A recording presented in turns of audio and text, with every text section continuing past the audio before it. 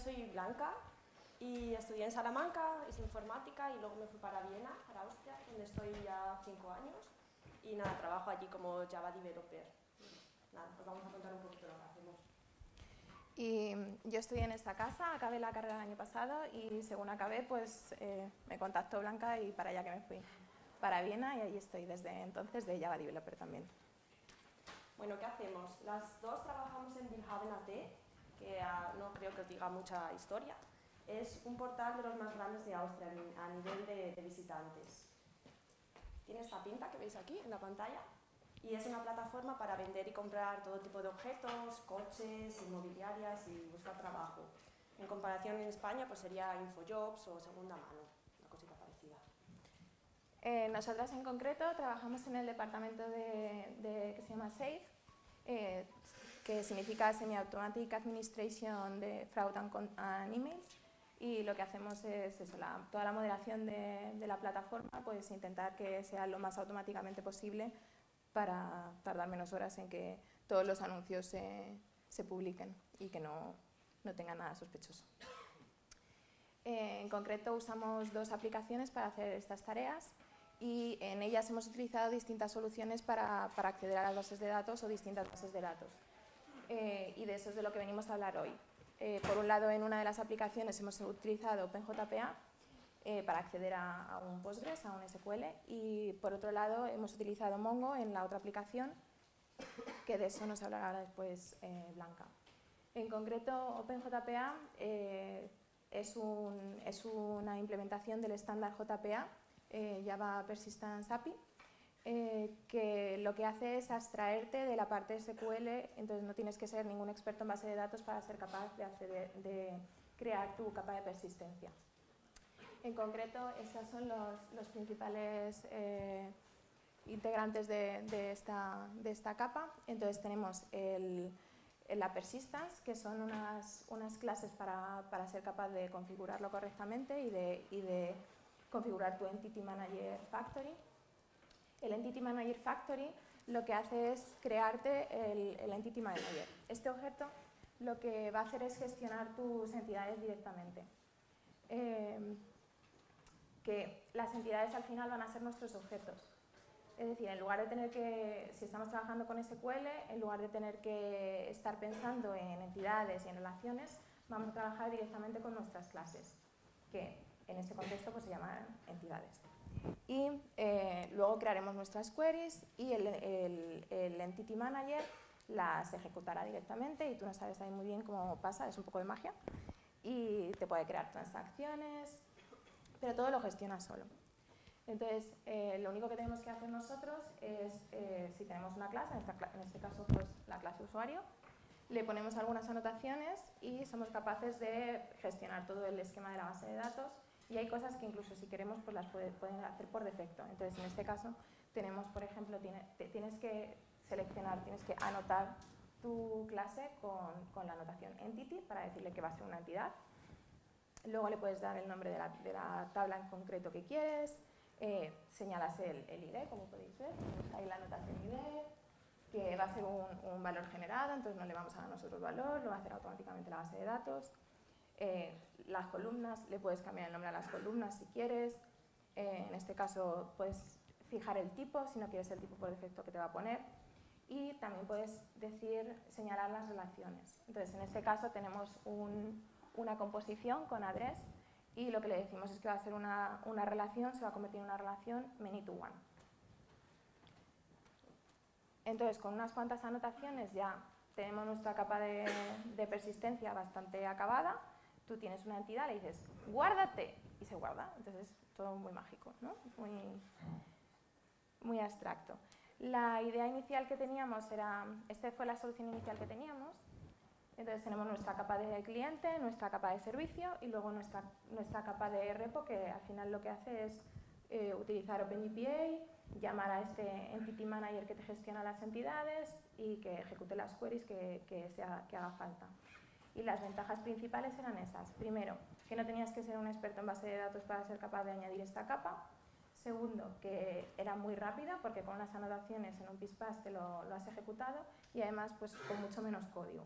Entonces siempre viene bien. pero de repente empezaron a surgir ciertos problemillas. Entonces, ¿qué tipo de problemas vinieron? Pues primero es que las queries que ejecutas se autogeneran. Entonces, eso es bueno y malo. Bueno, no te tienes que ocupar de ello, lo haces solo. Malo, puede que no tengas claro cómo lo hace y a lo mejor no lo hace de la manera más, con un rendimiento más claro del que debería ser. Por ejemplo, tenemos esta query que, pues si la leemos, es bastante legible. Tenemos el delete user, delete from user, que se encuentra en esta lista de IDs. Perfecto, pues tú asumes que se va a convertir en esta query. Es decir, va a borrar de la tabla de usuario todos los usuarios que correspondan con ese ID en esa lista. Sin embargo, tuvimos problemas de performance, analizamos un poco más detenidamente y nos encontramos con que se estaba convirtiendo en esta query. Como podéis comprobar, aquí está habiendo un in de un select y en ese select tenemos en el web 50 ORs. Obviamente, el rendimiento no es el mismo. Entonces, nos encontramos con distintos problemas debido a esa autogeneración de queries. Primero, que no se estaban convirtiendo en lo que tú esperabas. Segundo, que eso en lo que se estaba convirtiendo no era lo que mejor rendimiento tenía. Tercero, que era mucho más difícil de debuguear, porque tú esto no lo puedes hacer en el IDE. Y luego, por otro lado, si tú se lo quieres pasar esto a un experto en base de datos, pues no es tan fácil pasarle las queries, porque tú no las tienes directamente, tienes que ver en qué se convierten. Que, por cierto, el experto en base de datos lo primero que nos dijo fue, por favor, quitad OpenGPA, que no es lo mejor. Entonces, al final esto lo terminamos arreglando este problema de performance en esta query en concreto con esta solución, que era con una query nativa. Conclusión, tuvimos que hacer otro redeployment y además hemos cogido OpenJPA porque nos abstrae mucho de la capa de SQL y no tenemos que tratarlo directamente y al final estamos analizando queries y creando queries nativas, porque no hemos conseguido lo que estábamos buscando. El segundo problema lo tuvimos con temas de concurrencia. Esto es un problema que también te puede pasar a ti si no gestionas correctamente el acceso a la base de datos, pero en concreto nosotros lo tuvimos cuando estábamos utilizando OpenJPA. Entonces, nosotros cuando tú accedes a un objeto, lo que hace es leerse ese objeto de base de datos y se copia en memoria. Entonces, si tienes de manera concurrente, tienes que acceder al mismo objeto 2 veces, lo que vas a hacer es copiarlo 2 veces en memoria. Entonces tienes 2 copias. ¿Qué pasa? Que si modificamos una copia y luego modificamos la copia otra vez, pues cuando vamos a grabar sobreescribimos, podemos tener problemas si tenemos constraints, podemos tener una SQL excepción preciosa y entonces cuando surgen los problemas y tienes que ver cómo los arreglas. Entonces, ¿qué decidimos hacer? Pues como decía nuestro experto de base de datos, quitar OpenJPA. Nosotros teníamos nuestra capa de persistencia, esta es prácticamente la misma imagen que he enseñado antes, que era de donde partíamos, y queríamos llegar a esta otra. Queríamos migrar a procedimientos almacenados, accediendo a través, en nuestro caso usamos Spring, entonces íbamos a utilizar pues, la librería que tiene Spring para los procedimientos almacenados. Entonces, nosotros utilizamos metodologías ágiles, entonces queríamos hacer esto de manera pues, secuencial y ir creciendo, ¿no? De manera iterativa. Entonces, teníamos una parte de la capa de persistencia que queríamos quitar las anotaciones de las clases y gestionar directamente con procedimientos almacenados, y otra parte mantenerla con OpenJPA y que fuera creciendo esa frontera.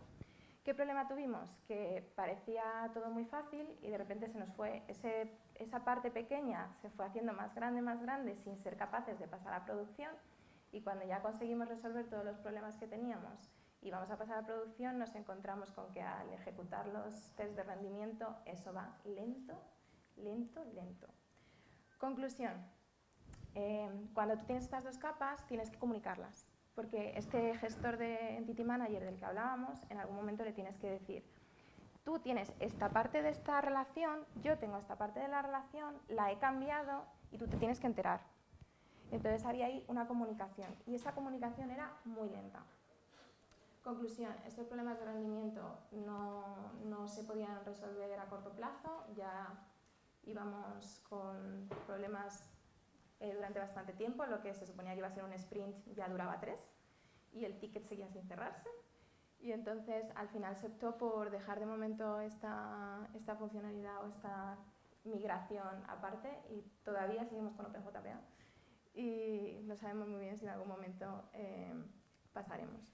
Entonces, una de las cosas que queríamos hablar es que a veces migrar no es tan fácil, entonces hay veces que es mejor al principio pensarlo mejor, aunque quizás sea más rápido, a priori. Bueno, ahora os quiero contar un poquito de MongoDB. Dijimos al principio... vale. Espera, me lo cojo en la mano y ya está. Es que solo hay un micrófono. Que, como dijimos al principio, el proyecto SAFE se consta de 2 aplicaciones diferentes. En una es la de JPA, que ha contado Emma, y en la segunda estamos utilizando MongoDB. Para explicaros un poquito, quien no conozca MongoDB, pues es una base de datos no SQL.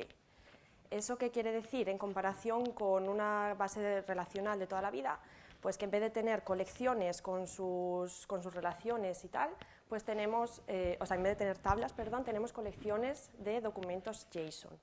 Estas colecciones no están relacionadas unas entre sí, con lo cual los joins y estas cosas no se pueden hacer en una no SQL. De las ventajas es que, como son colecciones de JSON o de documentos JSON, pues no hay un esquema predeterminado. O sea, cada uno de los documentos JSON puede tener un campo que otro no lo tenga, por ejemplo. Entonces, esta cualidad, este schemaless que se llama, nos convenía mucho porque teníamos una serie de objetos, cada uno de su padre y de su madre, por decirlo de alguna manera, y queríamos hacer algo con ellos. Entonces teníamos emails, teníamos usuarios y teníamos anuncios. Al principio los queríamos simplemente guardar porque no estaba muy claro qué íbamos a hacer con todos estos objetos después.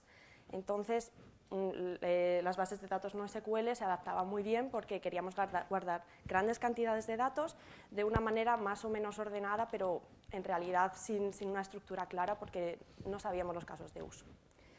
Además, estoy hablando de hace 2 años más o menos. Si os acordáis, el tema no SQL estaba en todas las conferencias y era un tema súper famoso, que parecía que iba a ser eso la panacea.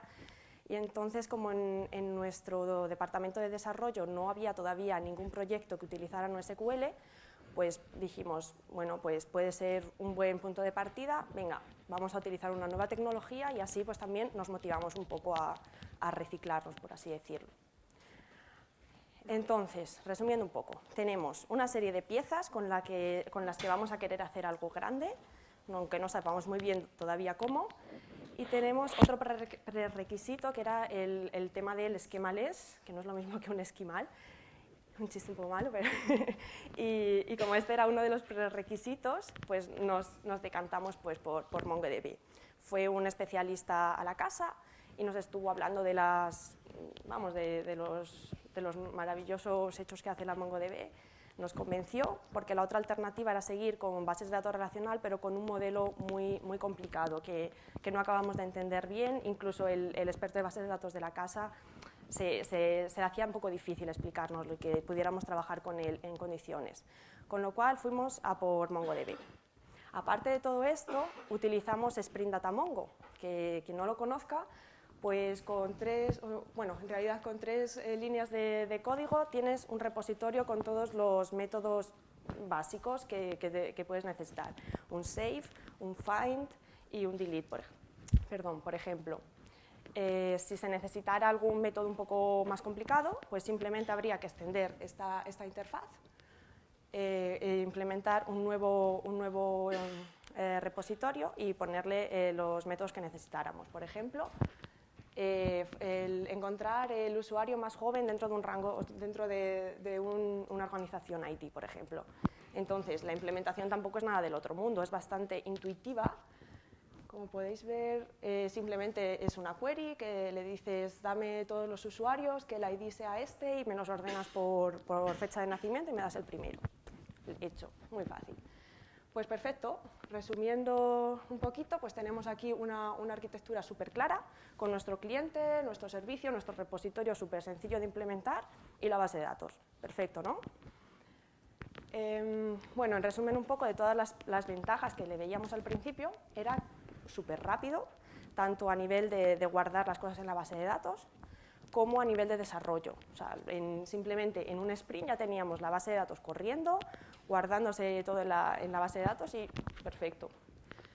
Además, no había ningún problema con las queries iniciales. Cuando pasó un poquito de tiempo, que teníamos ya unos cuantos datos guardados, empezamos con queries sencillas, en plan, pues dame todos los usuarios con cierto ID y tal. Con los índices adecuados, pues esas queries duran nada. El primero, pues la falta de experiencia. Al final la hemos pagado bastante cara. Falta de experiencia a nivel de management, a nivel de development y a nivel de operations también, de las operaciones. A nivel de management fue un fallo bastante gordo, bajo mi punto de vista, que no nos dieron de antemano o no se sabía los casos de uso específicos que íbamos a necesitar. A nivel de desarrollo, los desarrolladores pues no escribimos nuestras queries de la manera óptima. Tuvimos luego que optimizar queries y tal, también un poco por la falta de experiencia. Y a nivel de operaciones, pues también faltaba un poco de conocimiento. Por ejemplo, se me ocurre un ejemplo que un día pues, hubo una query que tardaba mucho. Saltaron un montón de alarmas porque eso tenía muchos efectos secundarios y bueno, localizamos que el tema era por una query de la MongoDB que estaba tardando demasiado. Bueno, le decimos a Operations, por favor, puedes matar esa query y la analizamos y ya corregimos el problema en el futuro. Perfecto. A los 5 minutos nos dice Operaciones que no se puede matar esa query, que tiene que hacer un restart de toda la base de datos. Imaginaos qué risas ese día. Así que nada, pues un poco la falta de experiencia y hemos tenido que ir aprendiendo a trabajar con la MongoDB por las duras. ¿Qué más? También tenemos que los entornos de test y el de producción eran completamente diferentes, no tenían nada que ver. Entonces, por muchos tests que hiciéramos en la etapa de desarrollo, ir a producción resultaba un poco tirarse a la piscina. Y pues imaginaos también un poco el estrés que suponía todo eso. Y bueno, os comento un poco de forma un poco más gráfica cómo era la historia. Esto hubiera sido lo suyo, nuestra aplicación y un clúster con diferentes máquinas, para tener load balancing, para tener fallback, para tener todo este tipo de historias. ¿Qué pasa? Que nos dice management, hombre, si en la otra aplicación tenemos una máquina para una base de datos, aquí también será posible.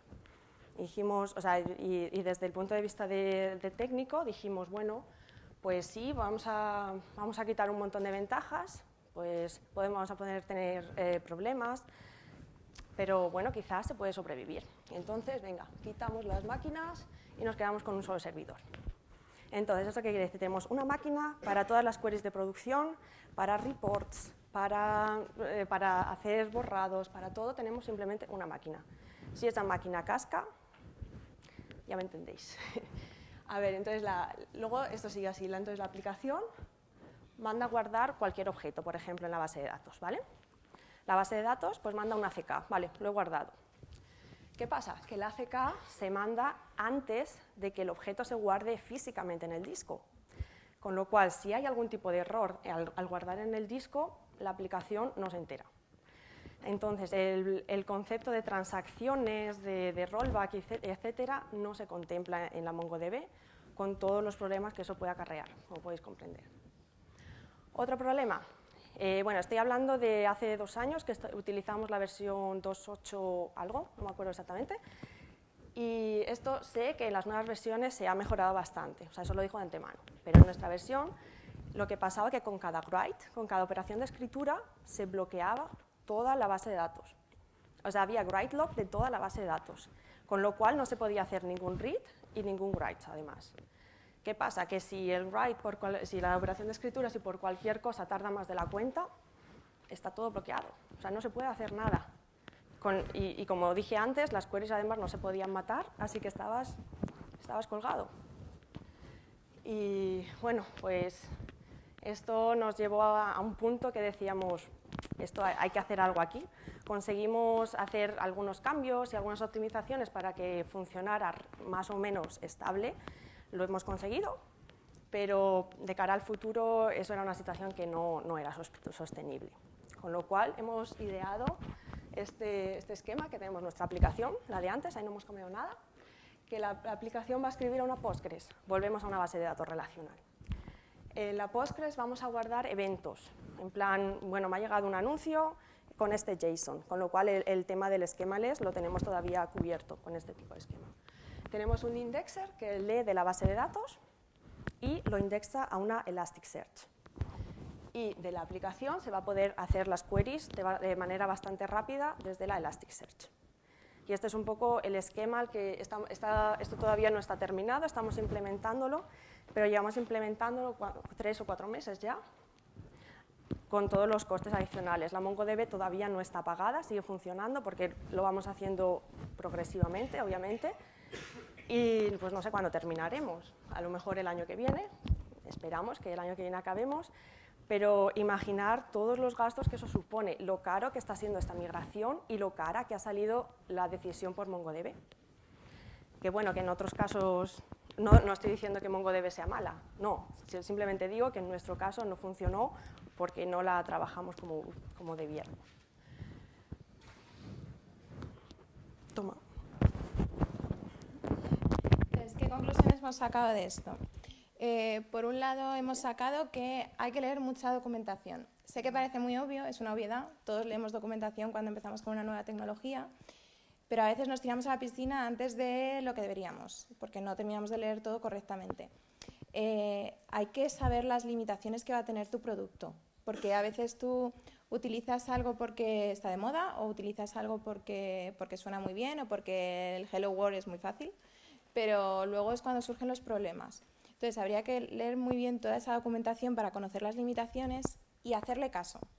Esto también suena a una obviedad, pero muchas veces por las prisas se te pasan cosas y nos está pasando ahora con Elasticsearch, que empezamos el primer sprint muy rápido y luego dijimos, oye, espera, que es que me he puesto a leer esto otro y aquí dice que estamos utilizando el book de manera incorrecta y tal.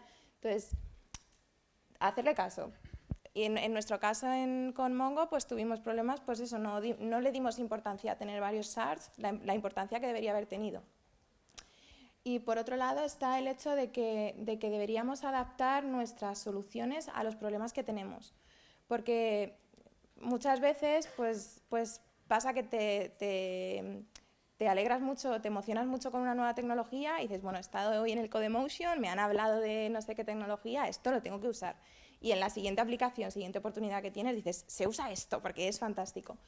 Pues a veces hay que pensárselo un poco mejor, porque en nuestro caso, pues eso, estaba muy bien el hecho del Mongo, del NoSQL, del schemaless, pero al final tienes que encontrar algo que se adapte a tus casos de uso, que se adapte a tus problemas, que realmente te vaya a resolver tu problema. Y además que no decimos que, por ejemplo, yo con OpenJPA no digo que OpenJPA sea horrible, porque si tú quieres hacer una capa de persistencia rápido, la consigues enseguida. Solo digo que a lo mejor luego te va a costar caro, entonces tienes que ser consciente de las limitaciones, simplemente, de las ventajas, pero también de las desventajas. ¿Que quieres asumir las desventajas que puede tener a futuro? Está perfecto, pero tiene que ser de manera consciente.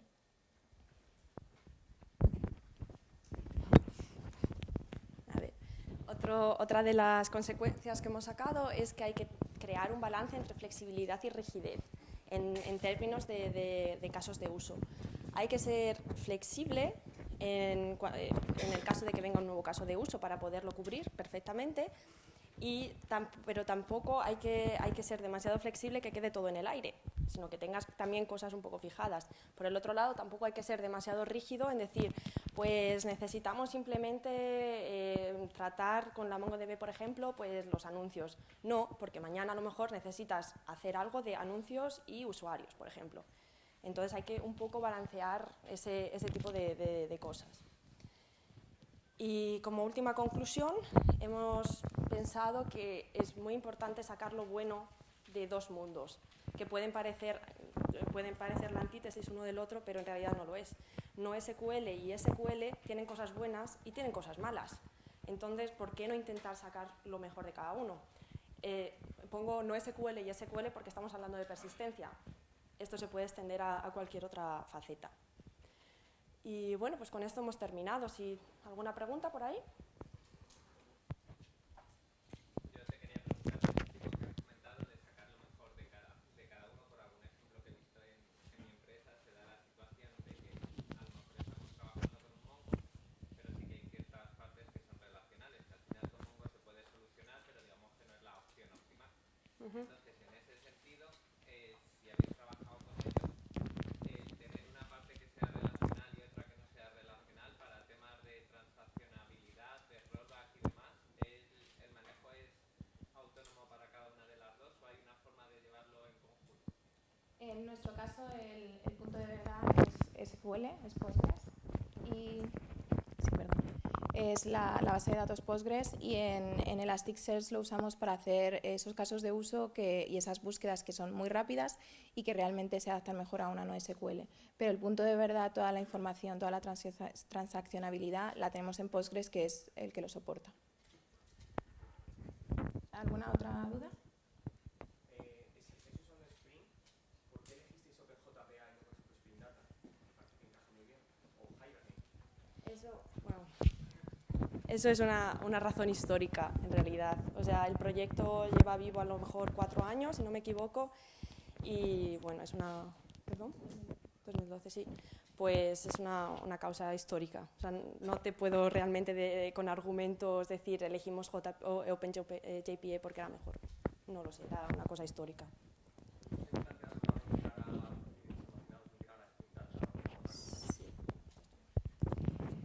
La verdad es que creo que nuestro experto en base de datos odia tanto OpenJPA que él nos lo transmite a todo el mundo. Aparte, en la plataforma principal sí que están utilizando procedimientos almacenados y están más contentos con el hecho de poder cambiar el procedimiento almacenado si en un momento dado tienen unas prisas y tienen que hacer un hotfix. Entonces, la idea es migrar hacia allá, por eso la última migración que estamos haciendo con Postgres y con Elasticsearch es utilizando procedimientos almacenados directamente. Entonces, no creo que vayamos a hacer una inversión de tiempo en migrar a otro tipo de JPA. Cuando se encontráis con los problemas con Mongo y tal, ¿no os hubiese salido mejor el contratar a un experto en Mongo que estaba en el equipo no tan... Se hizo. Sí, se hizo. En un principio vino un experto en Mongo a la casa y nos explicó un poquito cómo iba todo. Pero luego cuando empezaron los problemas, pues en realidad nadie, porque eran problemas muy locales, por así decirlo, muy relacionados con el caso específico y con la query específica, con lo cual creo que el problema no era simplemente en ese específico caso, sino que era un poco más global, y por eso nos hemos movido a un cambio más profundo. ¿Nada más? Pues si no tenéis más preguntas, solo añadir una última cosa, y es que estamos contratando. Si alguien se quiere mudar a Viena, que es una ciudad preciosa y muy agradable, pues que sepáis que hay opción. Gracias.